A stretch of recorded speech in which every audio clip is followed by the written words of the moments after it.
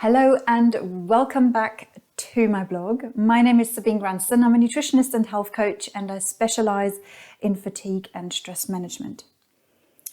In today's video, I'd like to give you 3 tips on how to support your body in times of stress.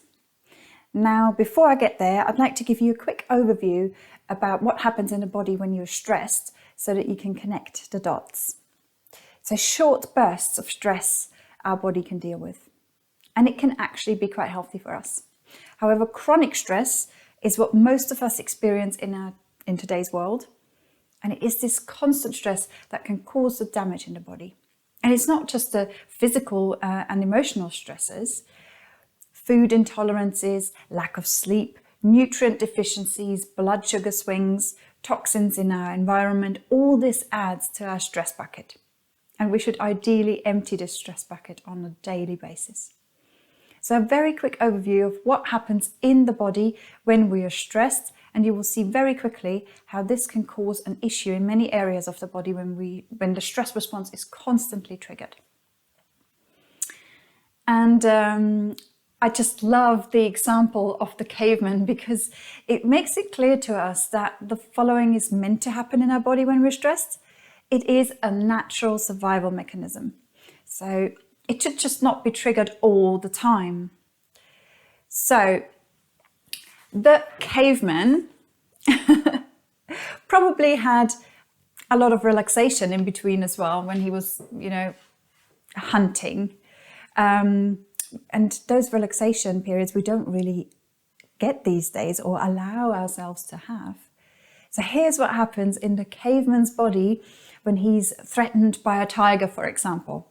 So his blood pressure rises, blood gets transported from the gut to the legs and arms, his heart rate increases, his blood clotting ability increases in case he gets injured.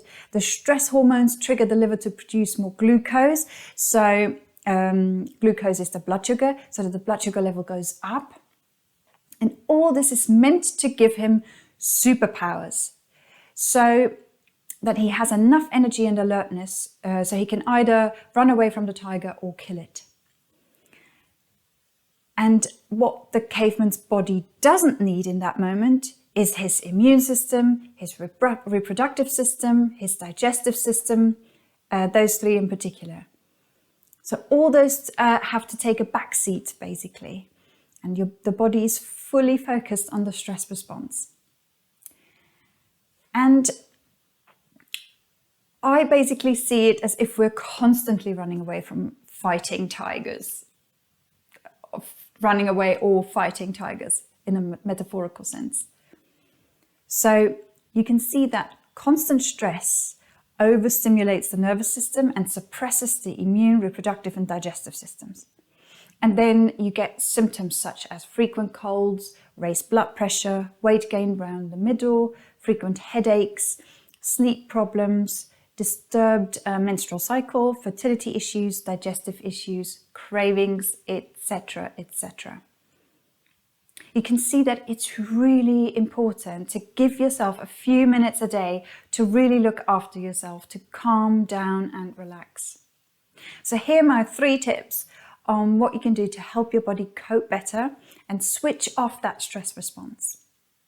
So tip number 1, make sure to get off the blood sugar roller coaster. So when your body is already stressed, eating a lot of sugary snacks, drinking coffee and alcohol, and too many refined carbohydrates like bread, white potatoes and cinnamon buns will stress your body even more. So how do you balance your blood sugar? For example, by A, making sure you eat good quality protein, complex carbohydrates, fiber and the good fats with every meal. That way, you make sure that the food is broken down more slowly and it keeps you fuller and fueled for longer, and you will have a steady stream of energy supply rather than an up and down like the roller coaster. B, don't skip meals. Have breakfast within an hour of getting up, and then have, in total the sort of 3 meals a day without any snacking in between. And then never go shopping hungry. so that you're less tempted to put those sugary snacks into your shopping basket in the first place.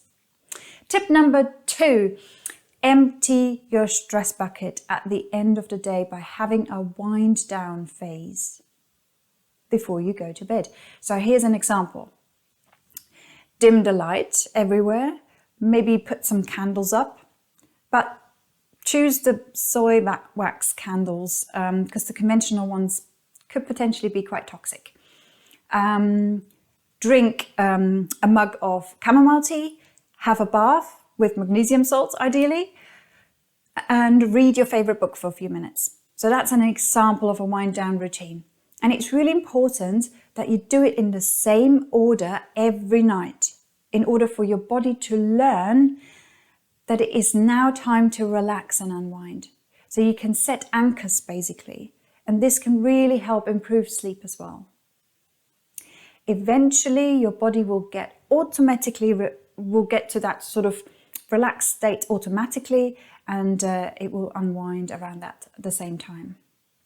Tip number 3, or you can do some really easy breathing techniques in between. And you don't need any equipment. You don't need to schedule it into your calendar. You can just do the breathing in between whilst the kettle is boiling, for example. So this is a simple technique I really like. Breathe in through the nose and count to 3, hold for 4, and breathe out on the count of 5. The important bit here is that you can breathe out for longer than you breathe in. So that has a relaxing effect on the body. And last but not least, I'd like to tell you a quote that I keep thinking of when I'm getting too stressed, overwhelmed, or a bit anxious. And it goes like this. The greatest weapon against stress is our ability to choose one thought over another. Think about that for a moment. So when my day has a huge to-do list and I'm not sure what to do first, for example, and my brain says, overwhelm, I choose to respond with, okay, there's a lot to do, and I can do this one bit at a time. And when I tell myself that, I can feel myself relax inside, and the list is not getting smaller because of it, but my approach and my attitude towards it changes and I feel less stressed. Or when I have a moment when it just all gets a bit too much and my brain says, I'm anxious about what is there to come, I choose to respond with, okay, there might be some uncertainty, but you can trust that this shall also pass. And like so many times before, you will be just fine. So you can see what great impact the words have that we choose to say to ourselves. Our words and thoughts are the map to our future, so we might as well choose good ones. If you or a loved one have any health concerns right now, do get in touch. Book yourself into my diary for a free 30-minute discovery call, and I can find out more about you and see how I can be of help. I'm looking forward to speaking with you. Until then, take good care of yourselves. Bye-bye.